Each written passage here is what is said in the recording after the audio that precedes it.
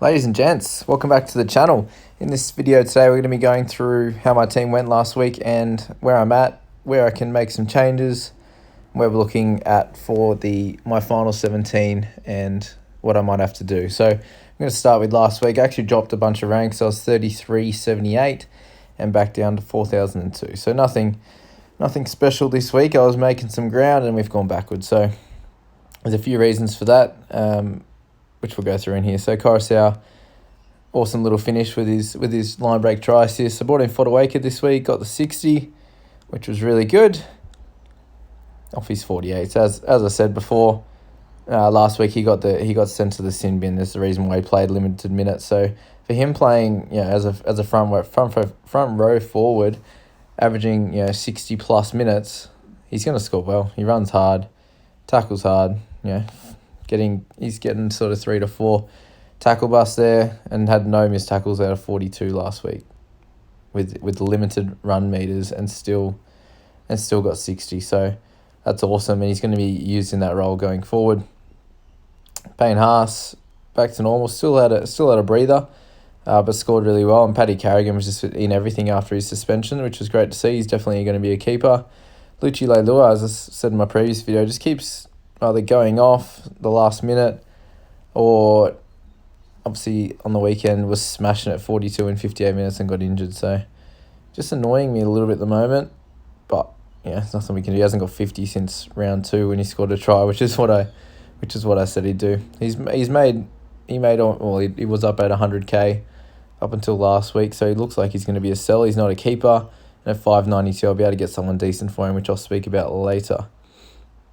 Isaiah Yeo had a bit of a low week this week, unfortunately. Got a breather this week.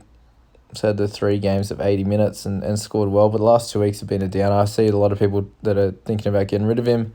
I wouldn't be doing that, but we would like to see a big score this week. Like limited minutes, 7 less tackles, and 4 misses with an error, which is not what he's used to. So I wouldn't be too stressed about the Panthers.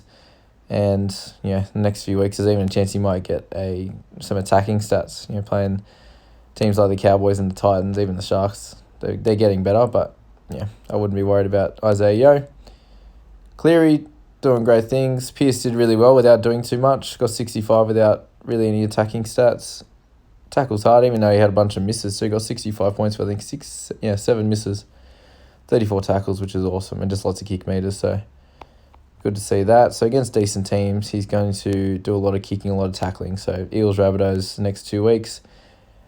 That's where he's going to get the extra base stats. And then teams like the Bulldogs, where he should get some more attacking stats. When he scores a try, he obviously scores really well. So I'm really happy with that pickup for that week. Moving on, Latrell. Of course, he just goes terrible as soon as I bring him in. Couple of weeks where I don't bring him in, scores really well, 63, 74, 45, and just an 18 to 22 when I bring him in. So surely he has to go better soon. Surely. I won't be getting rid of him. I know a lot of people are going to get rid of him, but at his best, he's a keeper. There's no point wasting trades at this point. I've only got 12 left. So Crichton, that was a little butchered try for him there. He almost had 3. That was a nice Nathan Cleary to Crichton try assist for a lot of points for my team, and the old standard block play, running to the wrong shoulder, just stopping the line, which stopped him getting a try, but just doesn't get it involved enough. So I don't think he's definitely not a keeper going forward, but we're going to be keeping him in there for now. Bradman Best had a typical centres game, and Ponga. Thankfully, at least I brought him in for 1 good score, 68, got 42 last week. And obviously this week got the head knock.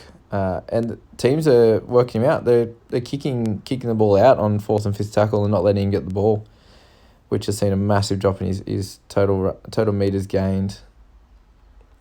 And as an effect, 1 and 2 tackle busts. Obviously get a lot of tackle busts when he's running when he runs the ball back. And you even see he's making some more missed tackles now. 3 errors on the weekend. So very much an off game for him. I don't see him ever getting 17 again. But let's hope it doesn't prove me wrong. A lot of people are selling him as well. He's a keeper. There's no point selling him for blokes like Gutho, who, Ponga's been a gun since he's had the fullback spot full time. Gutho has not until this week. And yes, I understand Moses is out for a bit longer, which means he'll probably be a very vocal in attack, getting involved in a lot, obviously kicking the field goals if he needs to, but he's definitely, like, he'll gain a little bit of money, but he's not going to be scoring hundreds regularly. That's for sure. Pappy. Had a good game, good footy game. Even got the try assists, but only like one tackle break. He needs to get back to that 4+, which, I think he's just too light. What, 84 kilos or whatever he is. Just how many times they drag him back.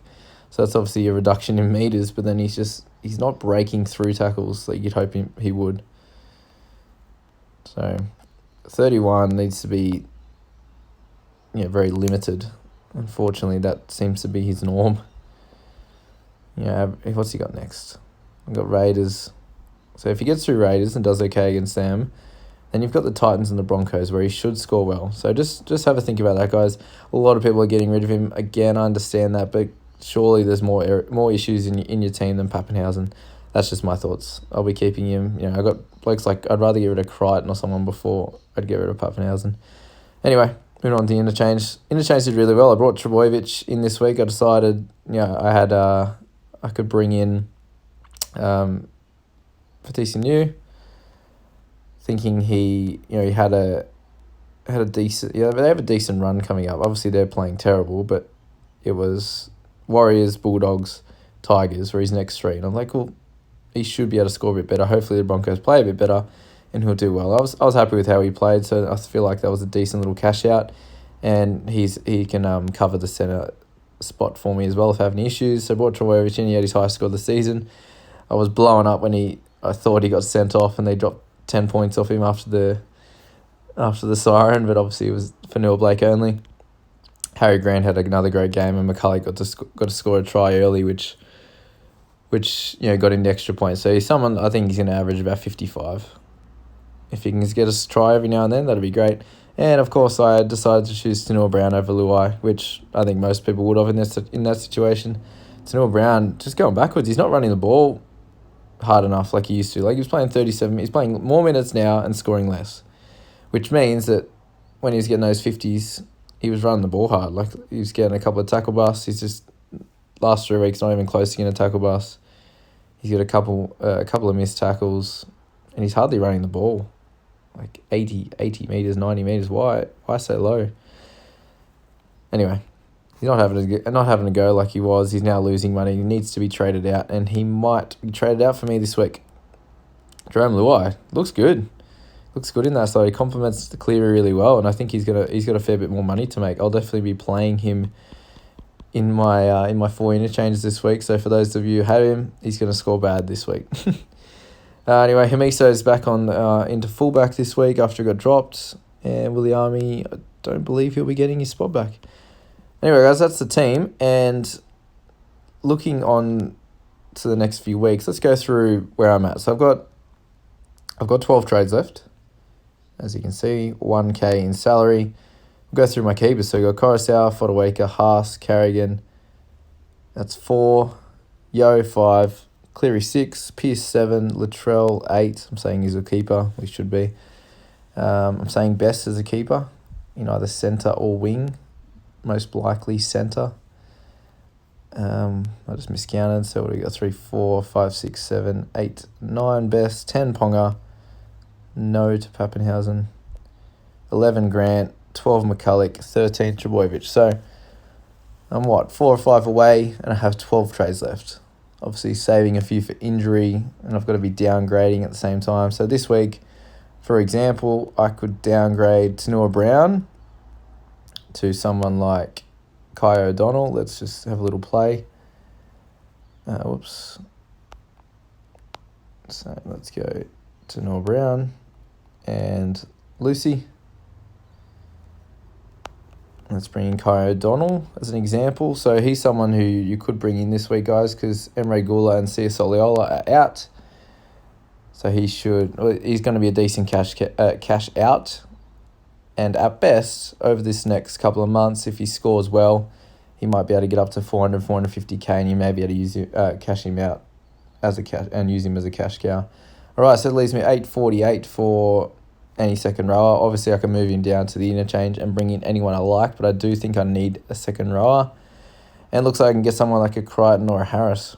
Obviously, Twile would be cool to have when he comes back, but they'd be my only two options. And seeing how Roosters are going, it's like bringing in Kyle Flanagan. He's just scoring well every week. He's actually getting involved so much more this year. And with Harris, not sure how it's going to play out with Jazz Tavanga coming back on the bench. So I feel like there'd be some decent trades this week, guys. Let me know what you think in the comments. But that will give me 14 keepers then. Obviously pending injuries, and I then play Jerome Luai up there in the interchange. So that gives me a fairly nice squad with now 3 guys that are a chance of making me money at the bottom there. Jerome Luai, make me a little bit more, and I'll be able to cash him out to get a 15th. But I think I'll need to get a little bit more money from these guys so I can downgrade and then upgrade guys like Crichton, etc. So that's where I'm at, guys.